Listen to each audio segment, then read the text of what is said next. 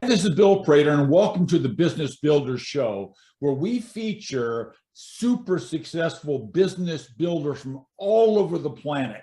And our mission is to provide you with timely, provocative, and actionable resources that inspire, promote, and accelerate your quest for business excellence. Today, we're going to talk about choosing a human-centric approach to selling, and we'll do that with Glenn Poulos. And now Glenn is the co-founder, vice president, and general manager of Gap Wireless, a leading distributor for the mobile broadband wireless and test and measurement equipment markets.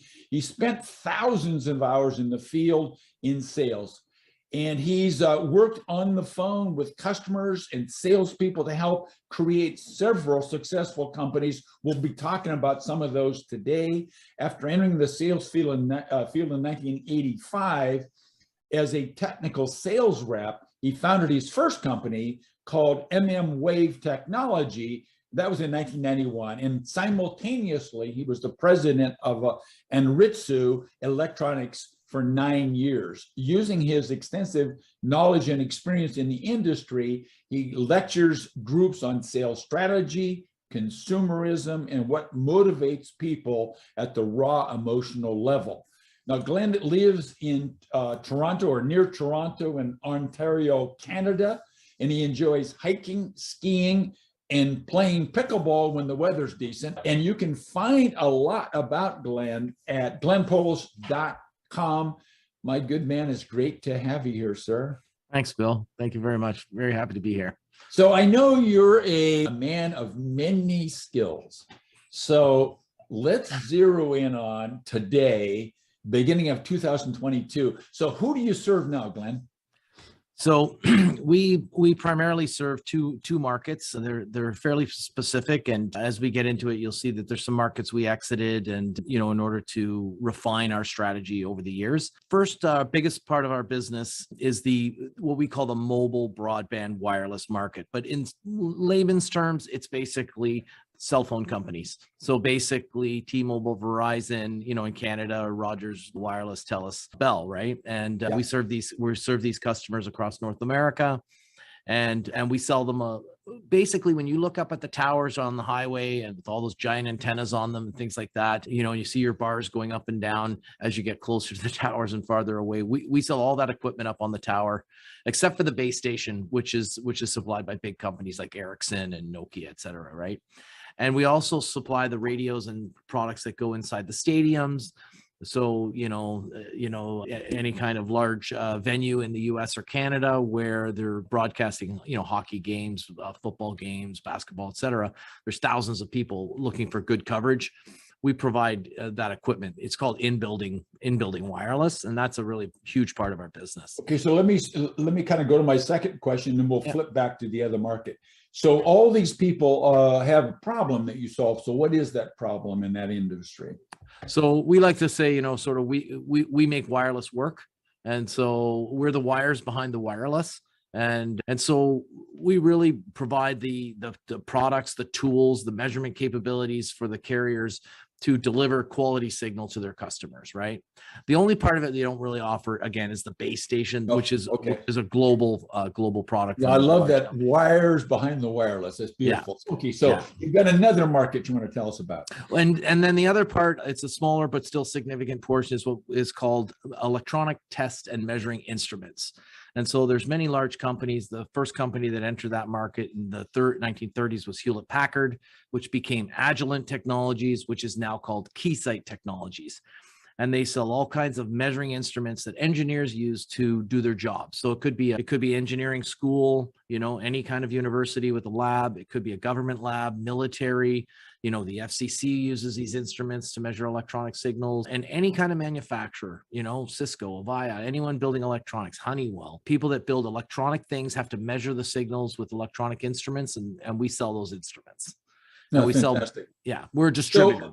So to kind of help us kind of understand, pick one of those markets and maybe a case study that if you could explain kind of soup to nuts. Here's a typical customer.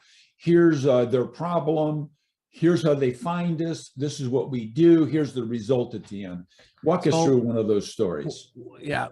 Oh, sorry, I forgot to turn that ringer off. I'm sorry about that. I didn't hear it. One of my philosophies at work is and I actually talk about it in my book as well, as I'm the failover for any phone calls at my company. So if it goes around the voicemail circle and they don't get answers, they hit 000, it comes straight to me and I pick it up, and later I figure out who didn't answer the phone and I go talk to them, right? But one of the really well-defined cases for our customer segments and what we sell sort of in the measuring instruments would be the technicians that are the drive test teams that work for the carriers. So all the carriers employ these guys. It's usually one or two guys in a truck. We call it, two Bobs in a truck. And they buy these measuring instruments from us called spectrum analyzers. And their job is to drive around the cities. And in most days, they're characterizing the quality of their network. But a lot of times people are calling and complaining, I'm dropping calls. Or they're finding cell sites are turning up and down automatically when they shouldn't be. They should just be turned on. And so they drive around with our instruments. We sell them an antenna, a tripod, a holder, all the cables, and this measuring instrument called a spectrum analyzer. And they literally drive around in circles, just like you'd see in the old war movies, triangulating, where these interferers are coming from. And then if you're the lucky person, you'll get a knock on your door from a carrier saying, do you have a European cordless phone operating in your house? And they're like, how do you know that, right? And that particular kind of phone, the decked phone from Europe, interferes with the US cellular network. And it causes the signal to drop, and they basically lose connectivity, and all those people talking on those channels are cut off instantly. And so they literally drive around in circles finding the person and then say, thank you very much, but we own that spectrum. You have to go buy a North American phone. And and so that's a perfect use case of using the measuring instrument. And again, all the other pieces and parts in the system that they use, the antenna that they're holding, and they have all different kinds, mounted on the truck. And then they have handheld antennas that when they get out, they have to walk around. And former business that we had was we even had the same system mounted on drones where they could rise up and down outside of apartment buildings and things like that. But we backed away from that market because it was a lot of maintenance in those products, and it was sort of more trouble than it was worth. But it was an interesting adaptation of the same instruments on the ground, moving them up into the sky, right? And so that's one of the a really good use case. Yeah, that's a good one. That's fascinating too, because I never even imagined that sort of thing.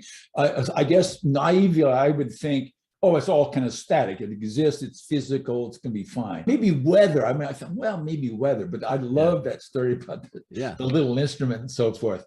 Yeah. So, Glenn, look, you're in a market with lots and lots and lots of players. Big, like you mentioned, several big brands and so forth, and so on, and customers are big and picky and so forth. So, what differentiates your business from all the competition out there? What's right? Difference? So we classify ourselves as a distributor. So what we do is we buy products from manufacturers. We don't make any products, right? We might bundle products together, but that would be the extent of it. And we represent these products from around the world in our territories, and it varies. It could be, parts of Canada, all of North America, or parts of the US. It varies the territory, but we're always doing the exact same thing.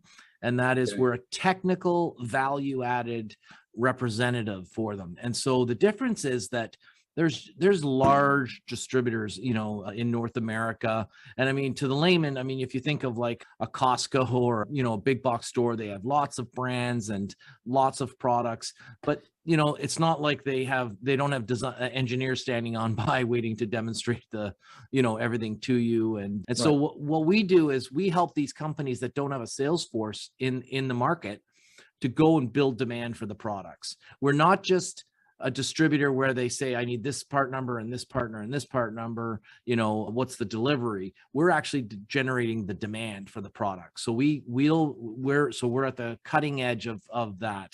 And so products that we signed up 5 years ago and started working on, we're just getting orders from our large customers today. Wow. We had to get interest from them. We had to generate trials. We had to do system trials. It had to be approved, and then we had to win, and then the financial proposals and the RFP, and we had to win it all. And now we're enjoying the fruits of it. And we do that over and over again. And a simple example, just to, simplify it for everyone, is when you look up at a tower, you see the giant base station antennas. We do sell those in our territory, and there's many manufacturers of antennas. And so the companies we represent, we work with engineers at the carriers. When we try to schedule trials for the new antennas, better beams, better signal handling, always bigger, faster, wider, deeper, and 20% cheaper, right? That's what we always say. And when it comes to antennas, it needs to be smaller too, because they want to cram more on the tower, right? And so we'll establish a dialogue with the engineers, and we'll convince them to have a trial, and they'll pick a site, and they'll put our antennas up for a few months, and they'll trial them. And hopefully when they go and they want to deploy that new technology that requires that kind of antenna, they'll select ours, and we'll be locked in for 3 years, and we'll sell them antennas, lots and lots of them, for a long time. And then the fight begins again, over and over again. And the companies we represent don't have a large enough footprint to have staff in every country.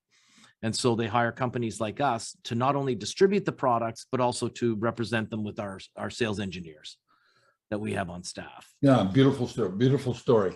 Okay, I think we've got a good understanding of who you sell to, the services you have, your differentiation vis-a-vis your competitors. So what I'd like to do now, Glenn, with your permission, I'd like to have you go back and, back to, if you will, 1991. And when you decided, I'm going to jump into this crazy business world and carve my own niche out. What I'd like to hear from you is, what got you started? What were some of the key milestones as you built your businesses? I know that you've sold a couple along the way. Was that kind of an end or sort of a refreshment? Kind of walk us through that. Pretend like we're students in the classroom, and we'd like to know, how in the world can we replicate what you've done, Glenn? Well, there's lots of parts in there you might not want to replicate. Okay, good. So I'll ask you about some of those as well. I'll work some of those in, but I'll give you the warning not to repeat those ones. Yes, exactly. And, don't do this. Here's what don't do that. Right, exactly. You have to do it. So prior to 85, I worked for the Canadian federal government in the Environment Canada, just like the National Weather Service. And I was hired out of electronics school to work on weather stations up in the Arctic as a combination electronic technician, weather technician. They wanted to save money. And so they hired these LTechs, electronic technicians from college, trained them in weather, and shipped them off to the Northern Arctic to live in isolation. I lasted a year, and then I managed to get out of the Arctic and down to head office. And I wasn't there very long in their electronics department, their QA department, when the boss came to me and said, "You're in the wrong job. Like, you should be in sales." And they told me this one rule that he had. He said, "Money flows out of the end of a pen, not out of a toolbox," right? And I mean, some tradespeople might argue that point, and that's fine. I mean, a lot of guys do very well, but he was making a point with me, right? So I made the leap into sales, and I worked for a company from 85 to 91. And in that time, there was this newfangled device that came out that everyone knew would never survive, called the cell phone, right? And in the mid 80s, we all started getting phones. And the phone number I have today is the same phone number I got in 1986 when I got my first cell phone, which is very cool. But I was really, that company that I worked for sold more things than wireless into the cellular business. And I suggested to them that they should split the company into two and create a wireless focused company, and then the general purpose they could keep, and I would own part of the wireless company and they get to own part of it. And of course it was risk free for me, because I mean, they would probably fund it, and I would get a wage and all that. And the president said, do up a plan for me and then bring it to me, and then I'll explain to you why it's probably not going to work, right?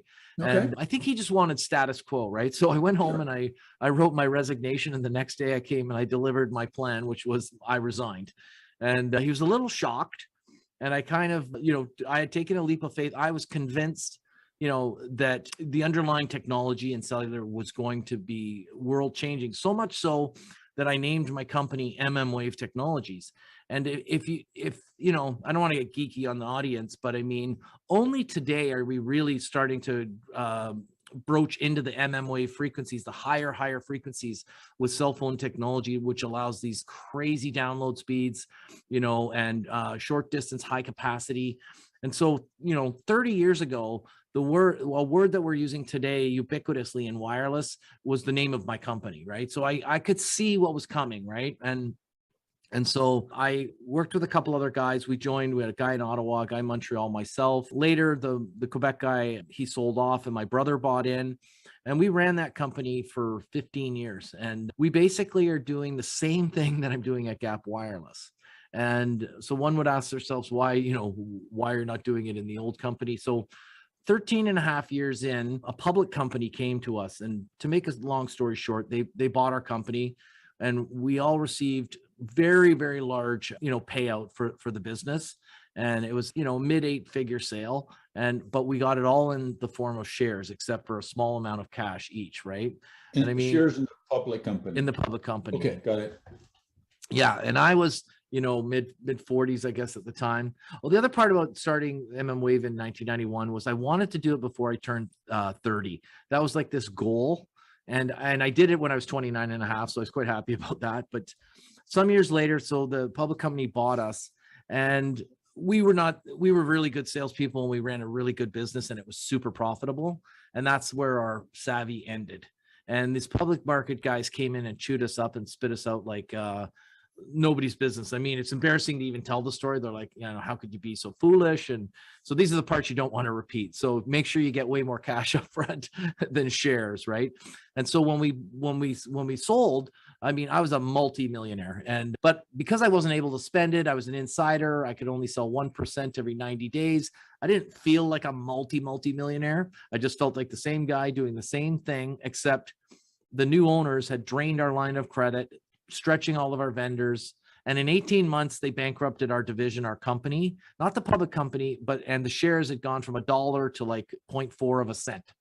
And later that guy went on to do these techniques a few more times. And on the last one, he ended up getting arrested by the RCMP and charged with fraud. And he didn't get off quite so lightly that time. And he's actually in prison serving a fraud charge. So wow. I was then faced with the choice of going from this multimillionaire status to, a pauper or what have you. I mean, obviously I wasn't broke, but I mean, and I had to either write a resume or start over. And literally within a week, the story as I like to tell it is I started with the letters in my name, G and P.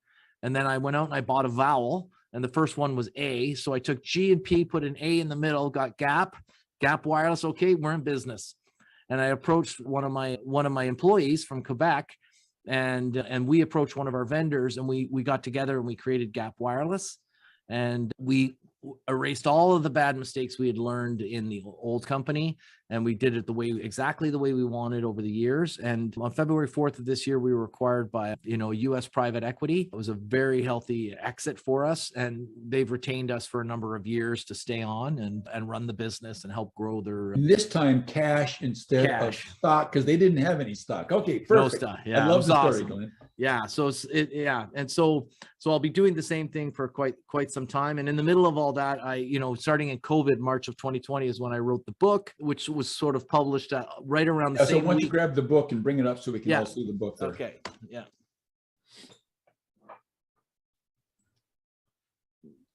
So the book is called Never Sit in the Lobby: 57 Winning Sales Factors to Grow a Business and Build a Career Selling.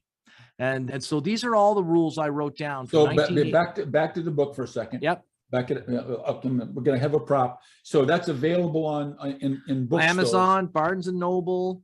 Yep. Anywhere popular books are sold. It's also an audio book, an ebook. All popular ways and techniques that you. Okay, so we got 57. So just like Heinz, huh? Yeah, exactly. And the editor helped me come up with that title. That wasn't the title I had, but it's basically 57 rules, some of the things I did wrong and some of the things I did right. And the book, coincidentally, it came out the same week that the final ink was signed on the deal to sell the business to private equity. So it was kind of a busy week and interesting. So I'm back to doing my same old job. I have the same job, same title, and we're now, figuring out how we'll fit into the bigger entity and what have you over the coming year and what have you. But pretty much it's sort of status quo, and now we have a big company behind us. And yeah, and so it's been a really rewarding experience. You still have some equity left in the company? Yeah. Okay. As in our myself and my business partner, we were asked to roll in, and we did roll in a healthy portion to, into the private equity firm. So Oh, that's beautiful. yeah. So, okay. So what were the maybe the top 3 milestones that overall through the 2 businesses, milestones that were you told us about? I don't know how in the world you could have figured out a guy was a fraudster, but so we've got that one squared away. But give us 2 or 3 other major milestones, Glenn, and particularly tell us the lessons you learned from each of them. You've told us this one about cash is king, stock is nice, but you can't always count on the next company doing what you want to have it do. So no, exactly. Major milestones. So that was a major milestone. One of the ones that was the funny thing about what happened with the the sale of the business the first time, and and sorry, just to go back on it, like we did look into his past. He had actually a lot of successful things under his belt, and part of the companies that they owned were throwing off tons of cash as well. We just didn't understand all the mistakes that were hidden under the covers, and they were using that other company and our company to pay for those mistakes. And I mean, I'm not sure what we should have done, but we didn't. And at face value, we thought we were getting the greatest deal in the world. And there was a bunch of cell phone stores that they owned across Canada, which were super profitable. So, but lesson learned. One of the other lessons I learned, and I touch on this in the book as well, and I labeled them all called factors and things like that. And so basically the factor, like one is called the Mark Quigley factor, right? And I can go into them later if there's time, but they're lessons I learned about people that demonstrated them, either good things or bad things, right? And so in 2019, we had to make some decisions, and I'll explain what I did and how we got there. And it was much tougher than losing my fortune in the first business, which will be obvious to you soon, but it was the best thing I could ever do. So we had gotten into, in a few years before that, so 2019 minus probably 2015, my partner and I were both sort of like technology geeks, like anything cool technology, we want to play with it, right? And I'm not a super, like, as I like to call them, propeller head in terms of understanding. I have enough to sell anything to anyone technically, but I'm not the doctor of PhD that designed it, right? And so we got involved with drones, right? So unmanned aerial vehicles, UAVs or drones. They're very popular brand that you'll see is DJI. They're sold in Best Buy now and other, we were selling industrial drones, and we created this new division because we loved it so much. We wanted to play with them. And then we said, hey, let's start a division selling drones. So we started doing that. We started taking on products from these big suppliers. Most of them are in China. And and what the problem with that, the long and the short of that, was we would order a container load of drones to come over, and before the boat would leave, Shanghai, before it hit the dock in Toronto or in Vancouver, the stuff was already, a new model was already being introduced on the other side. And so we were constantly dealing with, and there was no stock rotation or anything like that with China, right? Once it leaves the port, it's yours, you own it forever, right? And so we just couldn't keep up, and it was really tough. And then the second part of the story is that we'd also gone into not only selling the antennas up on the towers and the cable and everything, but we'd started a secondary division climbing the towers and putting the antennas up for the carriers. So we were both installing and selling the products, right? Which sounds like, not much different than someone that does HVAC. They'll sell you an air conditioner and they will install it, right? Or a plumber, sell you a water softener and they will install it. It seems, but it's quite different in this sense, because a lot of the people doing that work were our customers. We were selling those people the kinds of products in smaller degrees than we were selling to the carriers, and then they would bump into us at the tower and they'd say, wait a minute, you're like cutting my grass, right? Or less friendly ways of saying you're competing with me, right?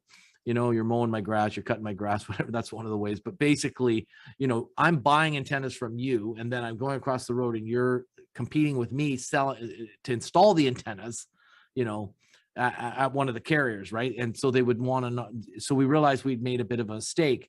We ended up changing the name, hiring new staff, and trying to separate it. But a lot of memories die hard, and so to make a long story short, although it's been dragging on here, I'm sorry, but excellent. Thank you.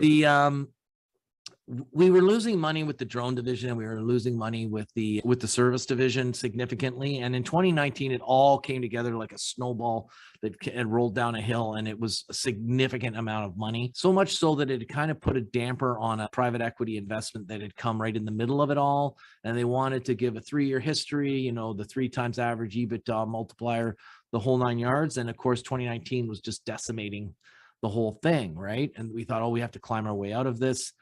And the final little piece to the puzzle was we'd also, without a lot of research, and we'd hired a lot of salespeople throughout the United States without a lot of due diligence, right? Like we thought we need a guy in Texas, we need a guy in Seattle, we had a lady in Florida, someone in the Northeast, someone in Boston, et cetera. And we were hiring them faster than we should. And in the end, we weren't really hiring quality people. It wasn't like the idea was bad. It was just we'd hired people that had been cast off or laid off for reasons, or, you know, and they weren't really performers. And we'd kind of accumulated because we put too much, we didn't put enough time into it. We rushed it, right? And in 2019, one day I came to work in October, and I was talking with our finance director, and he was like, finally, you know, the black and the white and the red of it all was unmistakable. And, you know, you have this epiphany moment, right? Where you go from being, it's okay, we're going to be okay, this thing's okay, to, wow, we really screwed up, we have to do something different. And on that moment, I called my business partner. I said, we're closing the US, we're getting rid of the drone division, and we're selling the service division. And he's like, oh, okay, well, we've been talking about it. He's like, when are we doing it? I go, this morning. We're going to make the calls today. We're firing everyone today, right? And we went from 80 people to 29 people in one day. And we had already known of a company that we could move the service division. So a great number of the people were in the service division, and they didn't lose their jobs. They went to this other company, but we basically gave them the company. And we laid off a few in the drone division and 6 or 7 people in the United States all in one day. And it was boom, you know, like Black Thursday, right? And wow. And my partner said to me, he said, like, I did most of it. My partner's like, I never would have done it. And he goes, and I never even could have made the decision. So thank you for doing it, because we turned the company around like so astronomically that it's mind boggling what happened between 2019 and 2020, even in the middle of COVID. We turned it around so much so, and then through 2021. And then of course we were able to sell the company, even with posting this huge loss in 2019. We had done so well in 2020 and 2021 that they just disregarded it as a restructuring and said, hey, you made all the right decisions, you did all the right things. And it was the toughest decision I'd have to make, but the best thing that I'd ever done, right? Yeah, it sounds like for all involved, actually. Yeah, and it's worked out really well. And so what's coming to my mind just right off the top of my head is that most of the other mistakes that I've often made were not taking enough time with the people that we get involved with at the, you know, as partners, not so much vendors and customers, but mostly employees and staff, especially at the senior level. Not enough due diligence. You know, we had a lot of misfirings, and, you know, I'm looking back on them, you know, I realized at the time is like, you know, you're running different parts of the business, you know, and sometimes you just cut a corner, right? Like it's an intellectual corner. It's kind of like, okay, well, I have a bit of a bad feeling, but I'm kind of feel lazy at the moment because I've got that customer breathing down my neck, and I need to fly to Dallas, and I guess they're okay. And, you know, and then of course, a little while in, you know, you're like, what did I do? And then you're like, okay, let's give them 6 months. And, you know, and then you're 6 months in, and before you know it, you're a year in, right? And then you have to backtrack, and you've lost a year. You've hired the wrong person. You have to give them proper severance because of your own mistakes, right? You have to start over, and then you have to explain to everybody at the water cooler, as I like to say, why you were so stupid, right? And really, that's been the toughest thing for me to come to grips with, is constantly disciplining myself to take the time to hire the best people. The people we have now are so awesome. And, you know, as I like to say, like when you're like a senior manager, if you've really done your job well, you shouldn't really have to do anything, right? Because you've hired all the best people, And your job is just to make sure that whatever problems they bring to you, you get out of the way for them and they do everything else, right?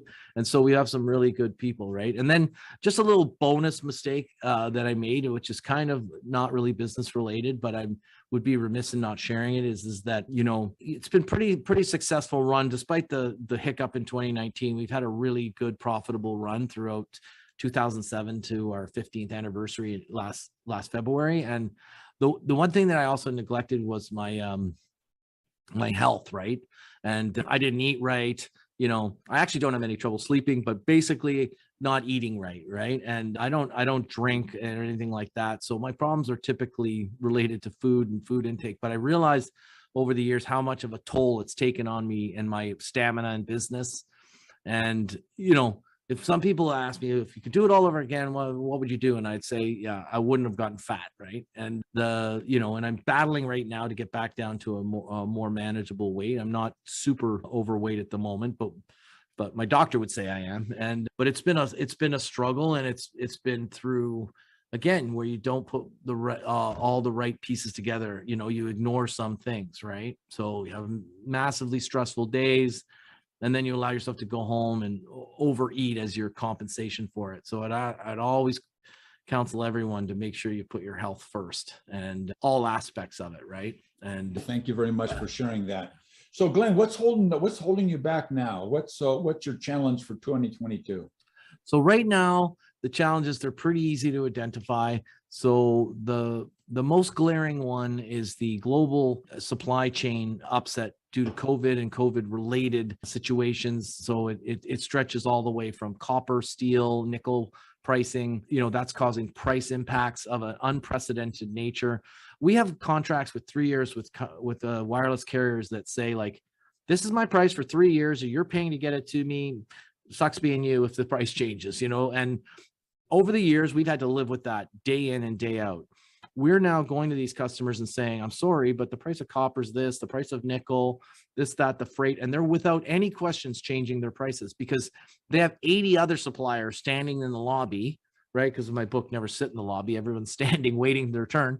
But to say, although it's not a force majeure, which is like an act of God, it's as close to force majeure as you can get because it's just unprecedented. And the biggest problem is like goods that we would take orders from universities for a student lab, you know, 120 oscilloscopes, power supplies, voltmeters and things for the students. Normally they'd order them in June for a September class, right? We're getting 26 to 40 week delivery now on these kinds of products. Some of the cable and products, either copper cable or fiber optic cable, some of the types of cable, they're quoting 18 months delivery. And so it's changing the entire planning outlook for our carrier customers, because they program in the dates they've expected into their systems, and they know exactly when to order everything. So every site gets billed on the right day. And now they're saying, like, you're missing every date.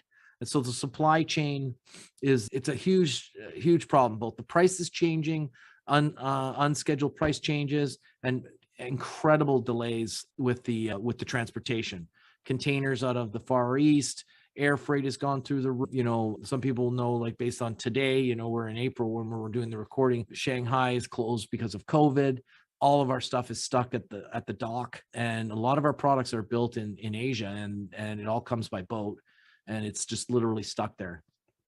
And so, and then the second problem is that the unprecedentedly high amount of employment that's going on in North America. I mean, literally everyone good that has a job, everyone good has a job is what I'm trying to say. And so finding staff is like it's so difficult. And it's a double whammy, because there's a very high amount of employment, but in addition to that, there's also sort of unprecedented growth and profitability going on in companies. So people that would be normally just doing their normal, they're now getting their normal, they're 2xing their quota. For instance, salespeople, you know, they're getting every bonus, they're getting the president's trip, you know, they're sending everybody to Cancun for a week with the wife, or because they hit the, you know, and the guys are saying, okay, well, I 3x my quota, I doubled my salary, I got a 50K bonus. I mean, that's my starting point. When can I start? Right. And of course, They hadn't done that for me. And I'm like, but they want me to prepay all of that performance and set that as the baseline, right? And so you try to explain to them like, well, when your sales drop, when they normalize your compensation, I mean, your numbers are going to come back to normal, right? But we're right in the middle of it. So it's a very difficult conversation. And most people are just saying, well, I'll stay where I am because I'm making more than I've ever made.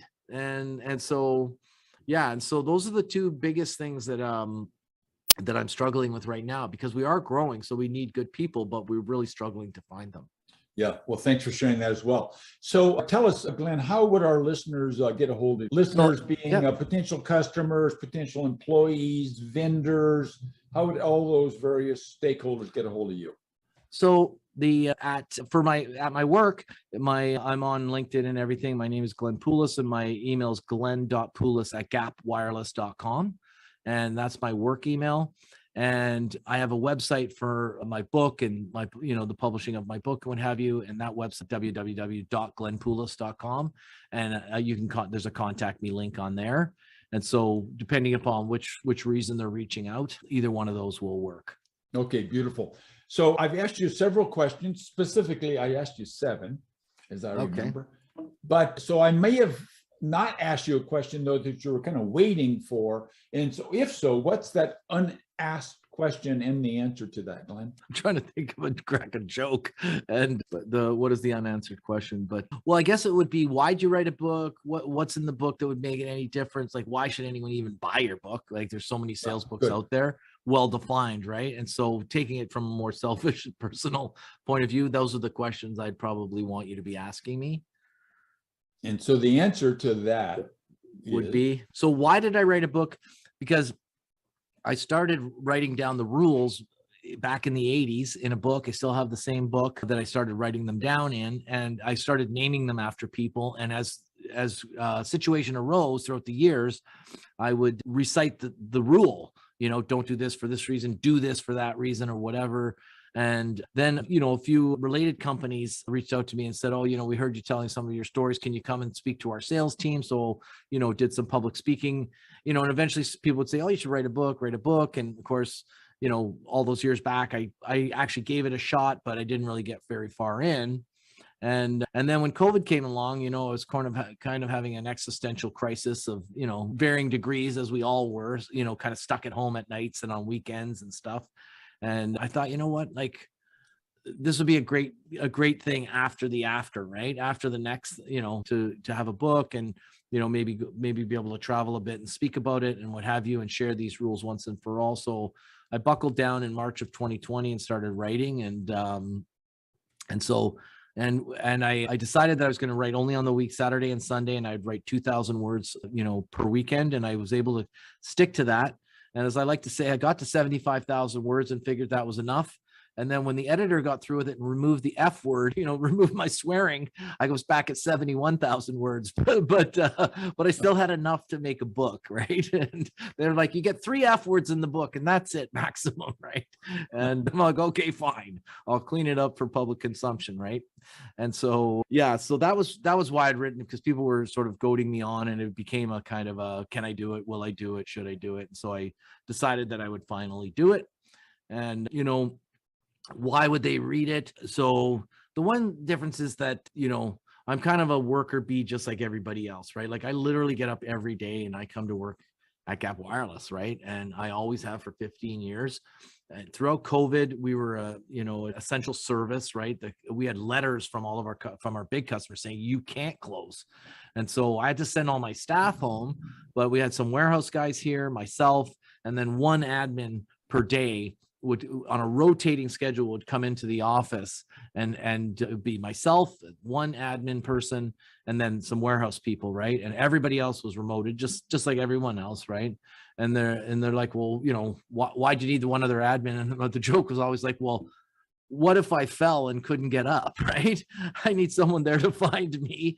And they're like, what about the warehouse? I go, those guys never come to check on me, right? So yeah, so one a day. So now we're back kind of 50-50 in our particular, I'm in the Ontario location. And so 50 to 60% back at work, and 20 to 40% at home. And yeah, and so why should they buy the book? So because I'm not just like an academic on selling. Like these are like street learned things that I do every day. Like when I actually go to the lobby, I don't sit in the lobby, right? And people ask, why is it called never sit in the lobby? Why do you never sit in the lobby? And do they mean don't sit in the lobby, meaning don't be in the lobby, sit in your car? And I'm like, no, I mean stand in the lobby, like waiting at attention, waiting for your customer. Don't be on your cell phone. Don't be looking around. Just be attentive and waiting for that door to open and your client to walk through the door, to shake their hand. And they're the only thing on your mind. And then I have a whole series of other rules that I engage in, right? And so you're going to learn all sorts of tips that are like, oh, that's like common sense, right? And I'm like, okay, well, why were you doing it then, right? And another great example that after never sit in the lobby, just to give context to the common sense of it all, is that one of the chapters is called Never Forget a Face. And that's where I teach the guys and gals, of course, to when they're meeting, and they're being introduced to people, they're meeting someone, say, named Bob, right? And you say, hi, Bob. And then in your mind, you say, Bob, Bob, Bob, under your breath, of course, right? And then you take their image of their face and you kind of blend it all into your mind. You take a split second and really focus on it. Then when you get to your car, you enter those names, into your phone or your laptop, your iPad, whatever technology you're using, it doesn't matter. And the story I give is how I used to do it on like call book back in the 80s, right? It's all the same thing. Then when I go back the next time, before I go in every customer, before I go and stand in the lobby, I go through my book, my phone, my iPad, whatever, and I associate the face to the name, right? I go, Bob. Oh, right. Yeah. Bob, I remember that guy. Bob was the old guy. Jack's the heavy set dude. Sally's that scary woman from purchasing or whatever, something like that. Right. And I would mentally picture it so it was right here at the front of my brain, because my brain's really, really good, but it's way back. And the time to get from the back of my brain to the front of my brain, the person's already walked past me, right? So when I'm walking by them, because one of my third rules always ask for a mini tour, right? Which basically means take me to your lab, show me your new production facility. Right. You're walking through the hall and you're like, hey, Bob, Jack, Sally, Joe. And they're like, who's that guy? And then, and then the guy you're with's like, holy shit, this guy knows everybody. And, and it's a simple thing, but I learned it in the hard way when those people were walking by me, and a lot of them remembered me because I'm the unique thing, right? I'm that guy selling instruments or whatever. And there's, hey, Glenn. And I'm like, hey. And it's really hard, right? Like probably at pickleball, you meet these people, they tell you their name, the next week you forget who they are, right? Sure. I don't, because I do practice something similar, but you're right. Right. Yeah. And so, so some of these are some, there's some really, really good tips in there. There's some disaster stories about hiring the wrong people, mistakes I made, things I glossed over. So that, and it's really an easy and fast read. It's not textbook like in any way. It's very conversational. Just the way I'm speaking to you now is the way the book comes out. And it's all about stories, right? And, and I try to capture them with a lesson built inside of a story. And these stories are all true. And the only thing is that I changed the names to protect the uninnocent. And that's beautiful. Yeah. Well, that's fantastic. Thanks for sharing all that. That's fantastic. That's a book we should be acquiring soon. Yeah. Right on. So thanks, Glenn. Thanks, Bill. Hey, look, everybody, in closing, let's focus on a single fact, and that is that our businesses do not become extraordinary in a single moment. Instead, they get there as a result of the owner first learning and then applying a proven combination of having the right mindset, of a dedication to a system of management, and number 3, leveraging high performance teams. So thanks for listening, Glenn. Once again, thanks for sharing your beautiful time with us today. Thanks for having me, Bill. Pleasure to be here.